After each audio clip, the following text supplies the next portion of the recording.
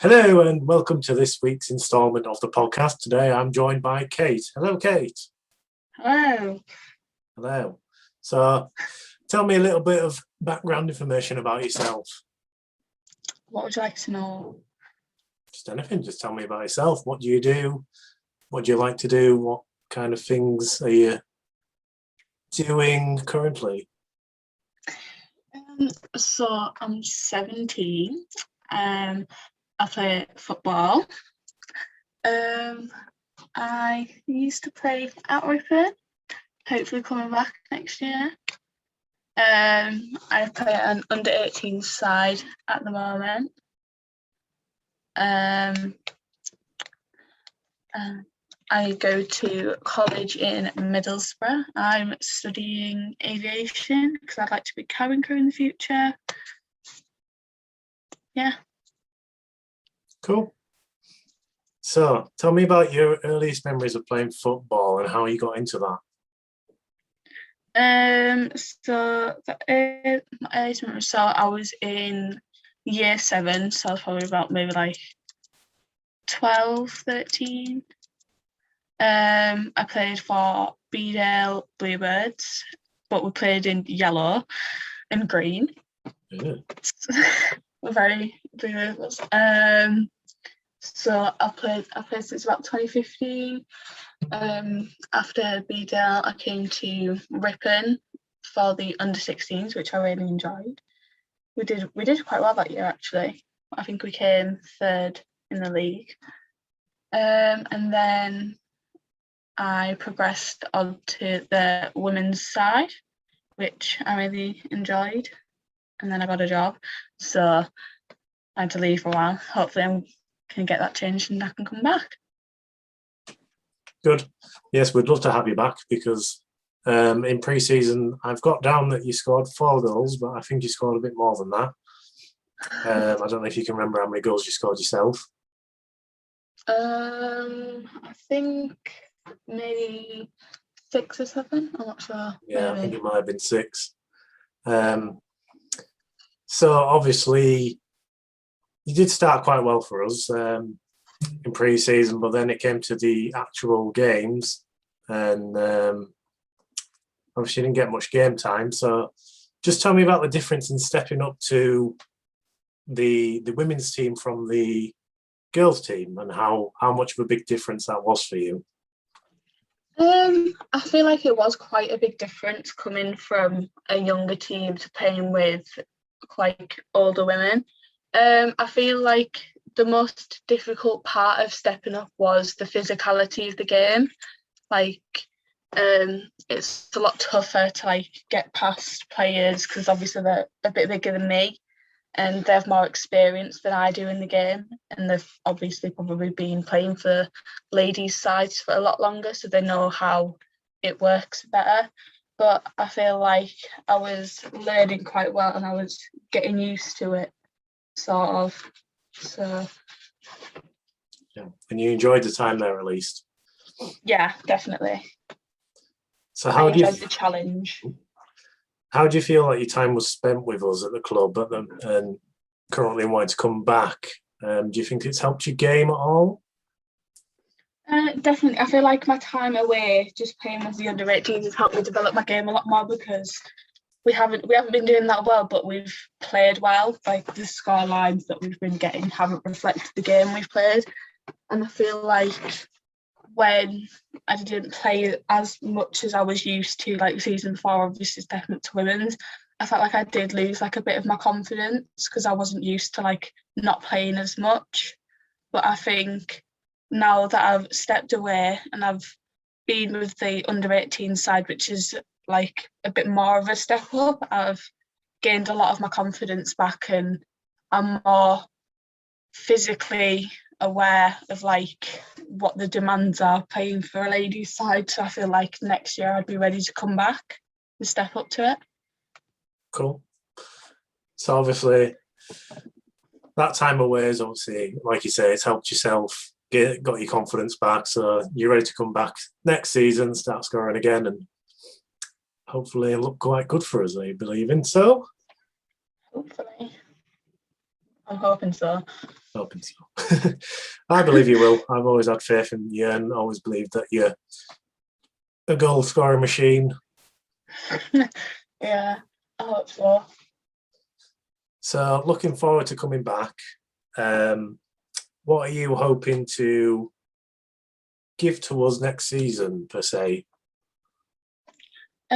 So obviously, like, I do keep in like touch with some of the team. Like, I've seen like the score lines, like how are you playing. I'm hoping that next season when I come back, like slowly, I'll be able to like help contribute more to the team.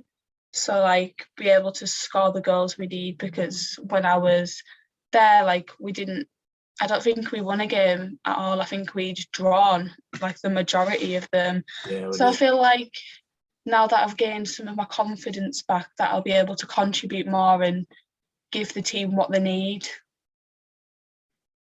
cool. Very good.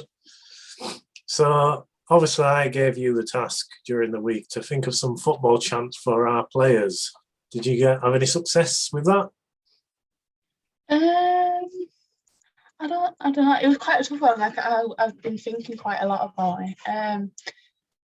I feel like you could take some of the ones that are already popular. So when what they're called. There's one chant, I think. So you could take the one that Jermaine Defoe has that and it was quite popular. So it was like na na na na na na na na na, and then you could put like one of like Ripon's players in. So you could be like when one of the players scores, so say like Lizzie, you could be like put her name in. Okay. I came up with a good one. Oh, go on then. So, do you know the song Just the Way You Are by Bruno Mars? Yeah. So it goes, when you score, the whole world stops and stares for a while, because you're amazing, just like Jesse Barnes. Oh, I do like that one. That's a really good one. That's in it. Jesse Barnes. Another one I came up with was, do you know the song September by Earth, Wind and Fire? Yeah.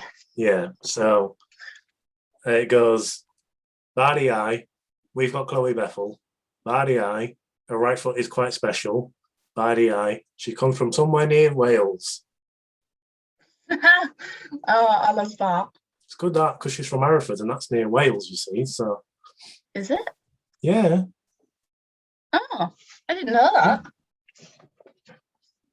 And then there's it's Demi, you know, I can't believe it's not Skulls. That one's good, that one. Oh. See, I'm all up there, you see. Yeah. I know what I'm doing most of the time. Sometimes I'm backwards, sometimes I'm moving on. So obviously you're a Sunderland fan. So I just want to get your thoughts on Sunderland till I die, because that was obviously they set that up when they got relegated from the Premier League. I think they were hoping it was going to be some kind of big, I don't know what the word is, like triumphant documentary story of how they're going to get a bit promoted. Like Didn't quite go to plan though, did it? Chicago Bulls. Like the last dance that Chicago Bulls did about Michael Jordan and like Scottie Pippen. Like I feel like they felt like it was going to be a bit like that, but yeah, it just wasn't.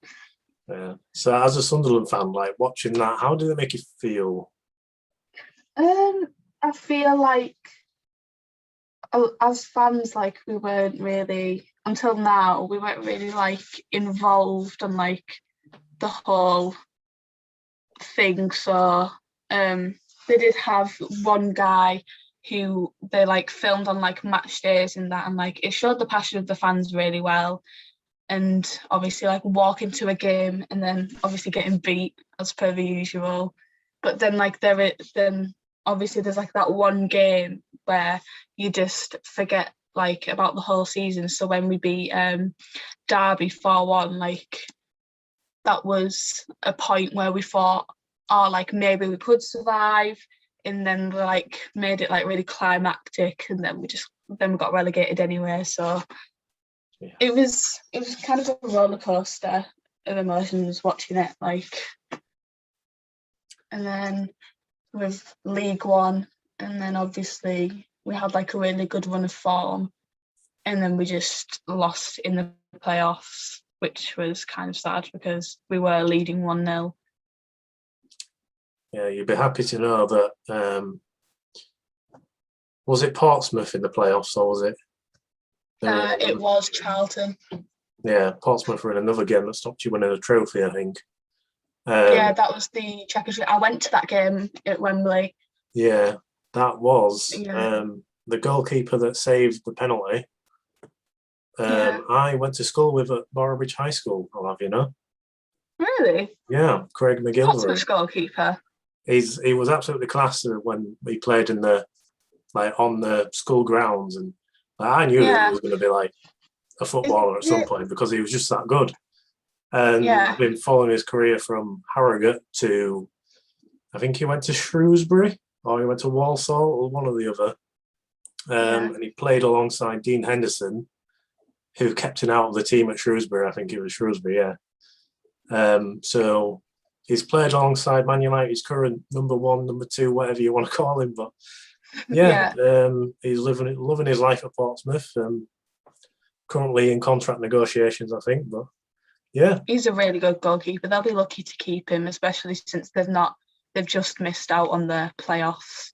Yeah, well, I said when he first moved from Harrogate, I thought the perfect club for him was Portsmouth. I was always saying he should go to Portsmouth. Go to Portsmouth, it's perfect for him. And then eventually he went, and I was like, hey, profit.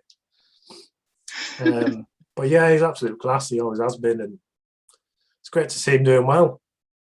Yeah, it's good. It's good when you see people that you've grown up with being really successful and doing well for their clubs. Yeah, like me.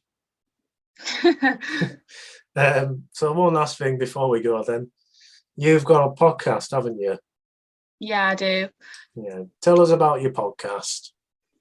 So my podcast, which I do with a group of about 19 other girls at the moment, called Behind Track Limits, and it's about women in motorsport and just the motorsport community. We've had a girl called Zoe Edenholm who races monster trucks, Formula 3, and she aspires to be the first woman to be in the 24 Hours of Le Mans, which is a really good goal, I think, for her. I think the sky's the limit. She really inspired me about like women can make it there, and I'm hoping that she's one of the first people to do that. So we do a podcast every Monday night where we just film. So if there was a race weekend, we'll cover that, and then if there's not really that much to talk about, we'll do like a challenge afterwards. We're going to be collaborating with other podcasts, did competitions with each other. It's a really good community to be in, I think. I'm really glad I started it, and you make a lot of friends through doing it. So cool. I'll put the link in the description below on YouTube, and hopefully people will check it out after this, if they do. So thank you very much for that, Kate. Thanks for joining me. It's all right. Hope you tune in next week where we'll be speaking to someone else. Depends on who you like talking to. Could be Malcolm. We'll see. Yeah, definitely. So yeah, just thanks again for joining me, and hope to see you again next season. Hopefully. I'll see you then. See you later then. Bye. Don't forget to click right down there to subscribe, and some more videos on the screen now for you to click. Podcast, the other thing, the match days. See you next time.